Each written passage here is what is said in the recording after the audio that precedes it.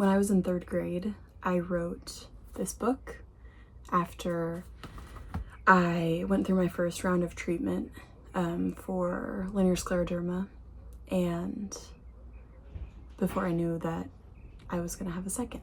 So, my journey. I felt good, even confident when I woke up, until a problem began.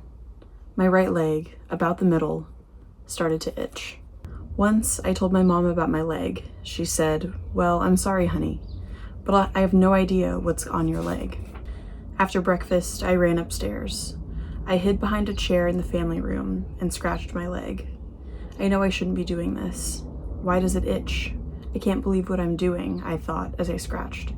All of the places where I itched were big blotches of bruise-like masses all over my leg. I must not itch. I told my mom, and she said, "We need to go to a doctor." I wasn't very happy when my mom scheduled the appointment, but we had to go. I hid under my bed when the day came. My mom told me, "Get in the car." I ran to the car, jumped in, and whined. "They don't know what's happening to me," I said in a voice as thick and cool as the ocean sequins dazzling on the salty water.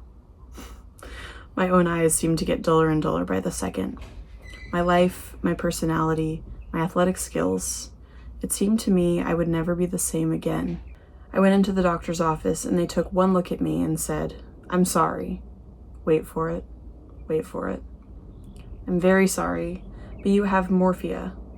As they told us about morphia, we got more and more amazed. Morphia is an autoimmune disease, the nurse explained.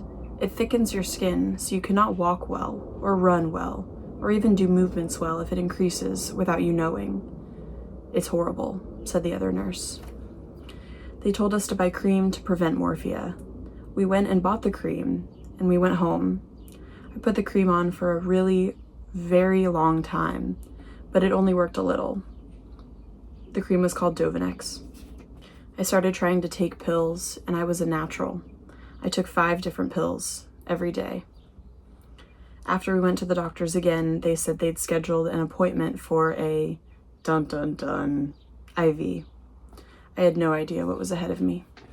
In the hospital, the doctor made me lay in a special bed, and they put numbing pads on my arms. I played Jenga and watched TV. When the time came, I went to a different room and laid on a different bed. My dad got out of work to see me. He brought his headphones and I listened to music, particularly the Black Eyed Peas. I was done in a couple of minutes. I went home with it in my arm, came back the next day to drip medicine for 2 hours, and another day to take it out.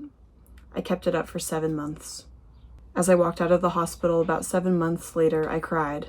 "Thank you, I'm done." I was probably about 7 or 7.5. I was in a great mood that day. Now I'm taking you to the hospital where it all went down. First with some footage of me getting poked in 2014, and then going back for the first time since my treatment this year to continue to heal. Even after that final treatment, my journey wasn't over. I started experiencing symptoms of post-traumatic stress disorder in high school, increased anxiety, panic attacks, and one random doctor's appointment that sent me into a spiral. Feels like there's like a stick going in my arm. Visiting the hospital where I was treated as an adult on my own terms was a necessary step in my healing process. Reminds me of that. Mom, today. But not the last step. Oh God. My medical trauma will be with me forever, on my body as scars, and on my mind as not so distant memories. And this is. Here we go.